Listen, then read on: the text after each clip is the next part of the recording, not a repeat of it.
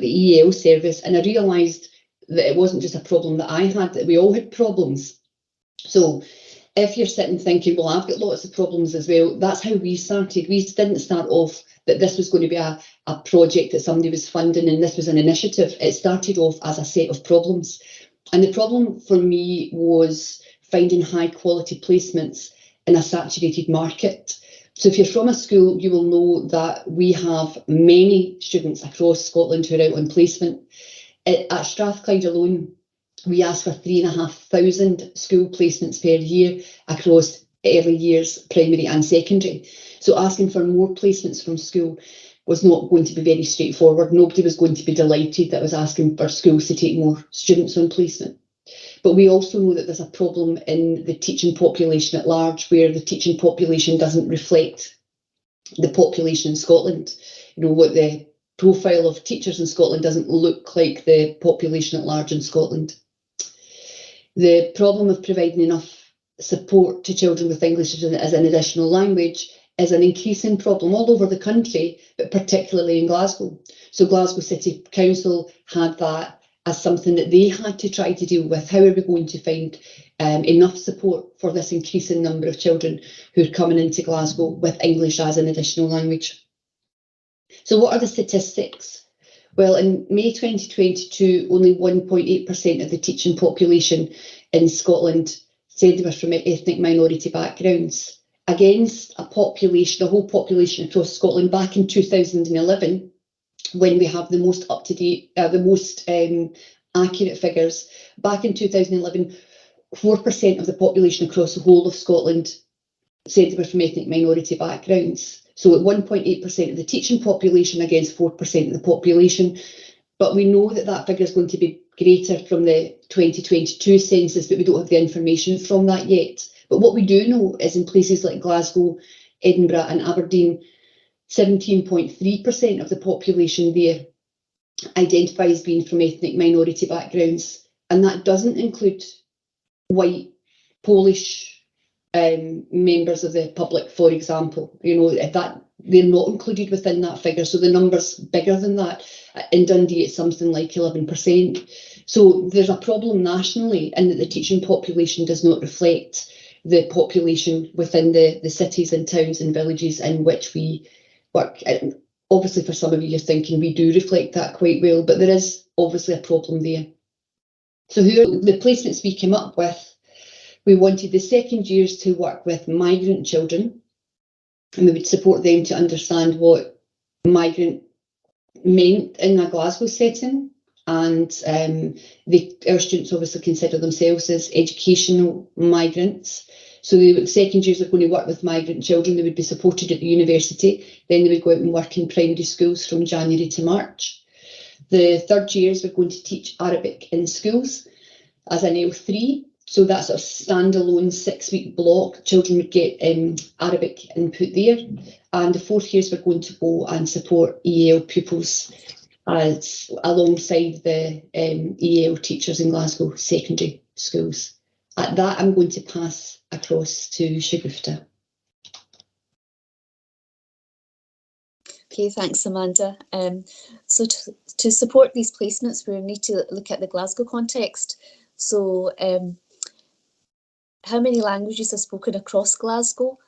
Please could you use the chat bar to put in your answers. So take a few minutes just to do that just now.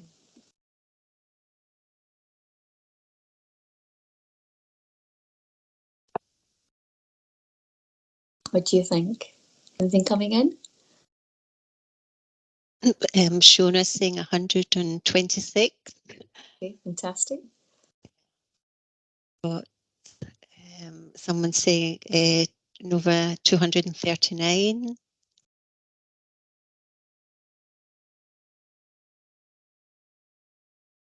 126, 239. 150, about 150, 100, well over 100, 110, over 100.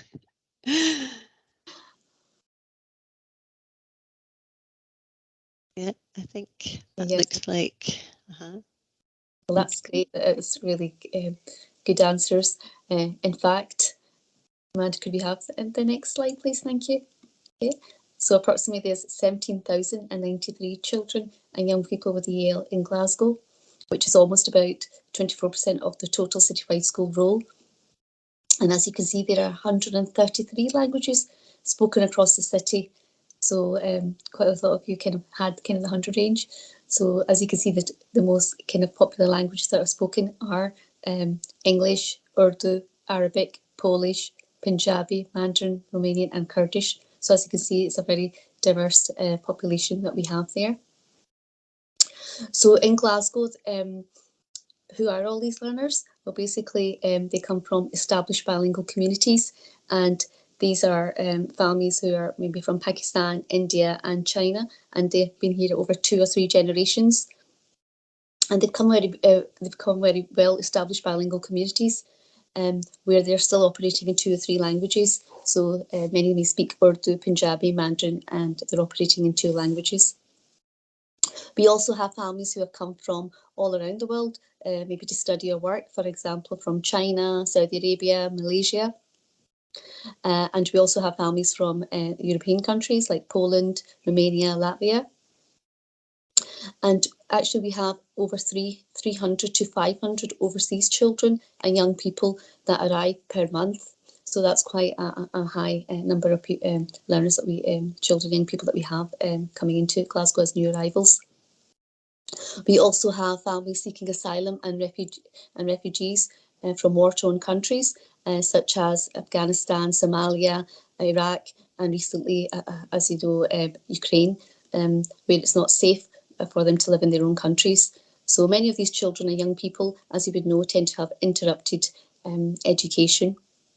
Okay, thanks, Amanda. Can we move to the next slide? So now I would like you to have a think about what are the 3 most commonly spoken languages in your setting. So if you could take a few minutes and maybe just put answers in to drop them into the chat bar. Thank you.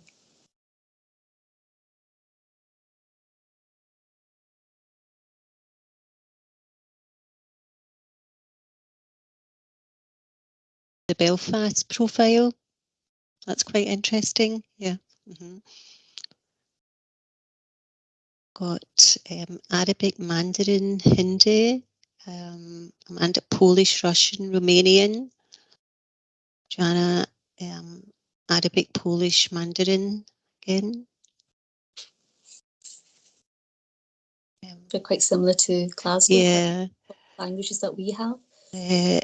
Nova's just saying in the last school, she was head teacher, and it was she was head teacher was Polish, Arabic, and English. Quite diverse range. Polish, Arabic, Romanian. So yeah. And Joanne's just going to come in with. It's very similar to the Glasgow context, wide range. Yeah. And Arabic seems to be in the top 3, or the majority of the. Okay, thanks, Amanda. Can we move on to the next slide? Okay, so the Glasgow EL service, how do we support all of these learners?